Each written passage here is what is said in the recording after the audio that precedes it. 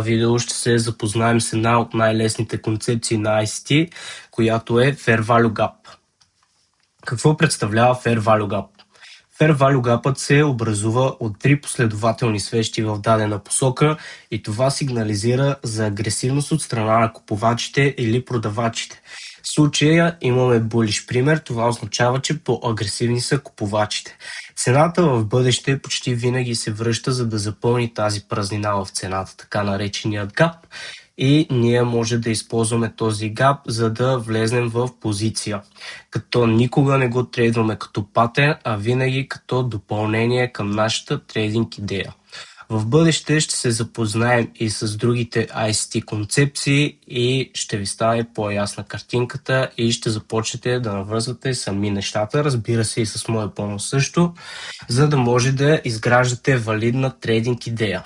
Но нека да се върнем сега на Fair Value Gap. Как да разпознаем Fair Value Gap на графиката? Както вече знаем, Fair Value Gap се образува от 3 свещи в дадена посока, но има много важно нещо, което трябва да бъде изпълнено, за да имаме валиден Fair Value Gap, освен контекстът за цялата идея. Като трябва хаят на първата свещ и лоуът на третата свещ да не се припокриват. Трябва да има празнина в цената, за да имаме валиден Fair Value Gap. Какво е невалиден Fair Value Gap? Невалиден Fair Value Gap е когато имаме ето такава ситуация.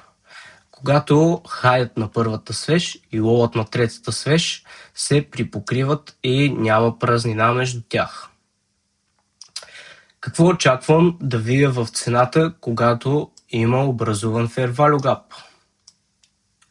Когато се образува Fair Value Gap, аз очаквам от цената да видя.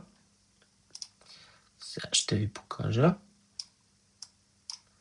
Ще ви го начертая и след това ще ви покажа пример на графиката, за да ви стане една идея по-ясно. Разбира се, тези, които от вас са по-напреднали, това е доста лесно за тях, но аз това го правя, защото има и хора, на които все още не е толкова лесно и тепърва започват.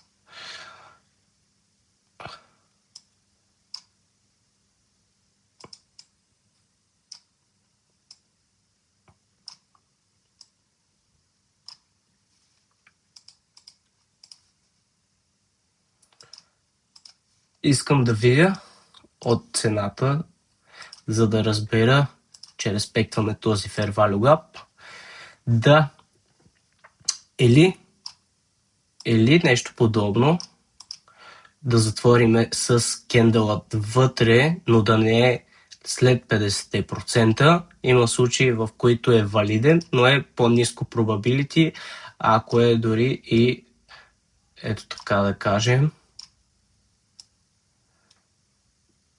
кендълът да затвори вътре в Fair Value Gap. Това го прави по-ниско probability. Извинявам се, че говоря на английски за тези, които не разбират, но просто всичко съм учил на английски и има някои неща, които не мога да ги кажа на български. В тази ситуация имаме по-ниско probability Fair Value Gap. Това е добра реакция. Това също е добра реакция. Това е нещото, което искаме да видим. Искаме да видим само да уикне цената в този Fair Value Gap, но да затвориме с кендъл извън Fair Value Gap. Това валидира нашият Fair Value Gap. Също, какво не искаме да видим от цената? Не искаме да видим затваряне с кендъл извън този гап. Защото тук ситуацията вече става друго. Тук инвъртваме този Fair Value Gap и за това ще си говорим в някое друго видео. Тоест, искаме или да затвори преди гапът самият кендъл, но само да уикне вътре в гапът, или да затворим вътре под 50%. Ето така, взимате си Фибоначито, правите Така, и това са ни 50% на Fair Value Gap. Това също е хубава реакция, ако не затваря по-надолу цената. Самият кендъл, извинявам се. Така, нека да преминем към пример от графиката. Ето тук може да видите, имаме почти същата ситуация. Ето това е нашият Fair Value Gap. И нека да видим какво ще се случи. Както виждаме, цената слиза, уиква и се изстрелва от тук от Fair Value Gap. Това означава, че този Fair Value Gap най-вероятно е валиден и е високо probability. След което следващият кендъл, третият кендъл, пак с още по-силна реакция. И цената вече продължава нагоре, като най-вероятно ще достигне до тук, да вземе това liquidity. Нека да видим.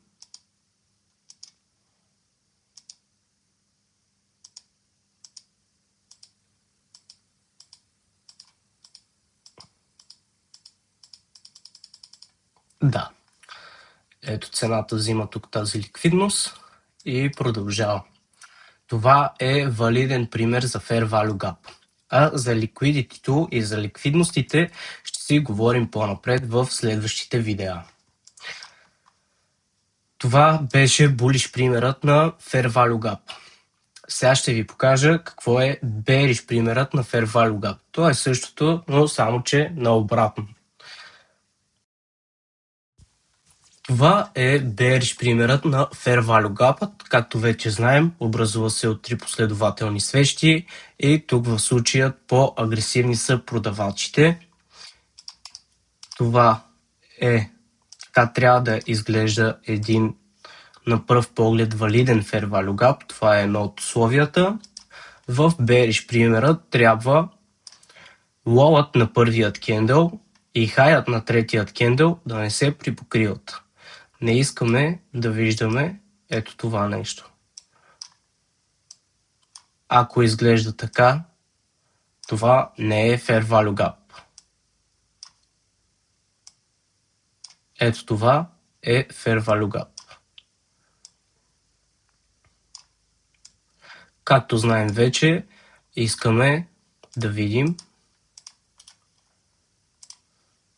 нещо подобно.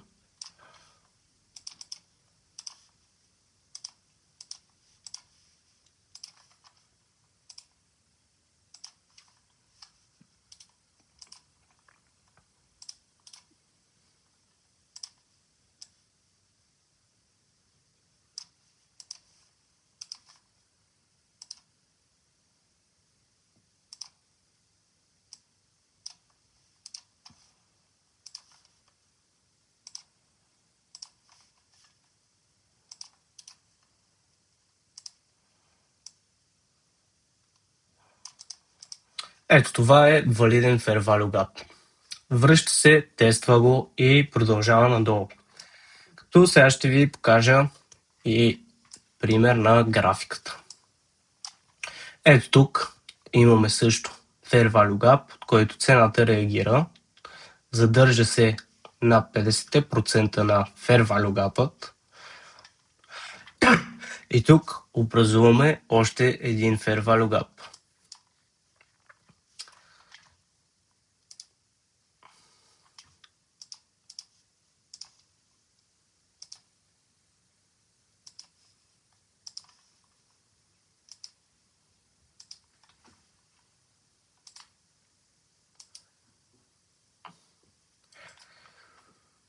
Цената респектва Fair Value Gap под 50%. Дава хубава реакция. Затваряме с кендъл под Fair Value Gap, не вътре в него. Това е добър сигнал.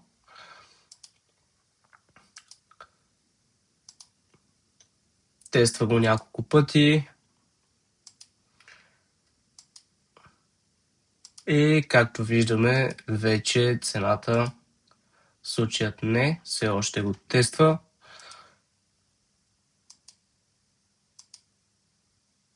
но вече затваря тук под тези лолове с кендъл, което означава, че цената ще си продължи надолу, като таргетът може да си ни е най-близката ликвидна зона и цената повече не искаме след това движение да я виждаме обратно вътре в този Fair Value Gap, искаме цената да си продължи движението надолу. И да, тук взима ликвидността и продължава надолу. Това беше за Fair Value Gap, какво представлява и как се използва. В следващото видео ще се запознаем с някоя от следващите концепции на ICT. Надявам се видеото да ви е харесало и до следващия път.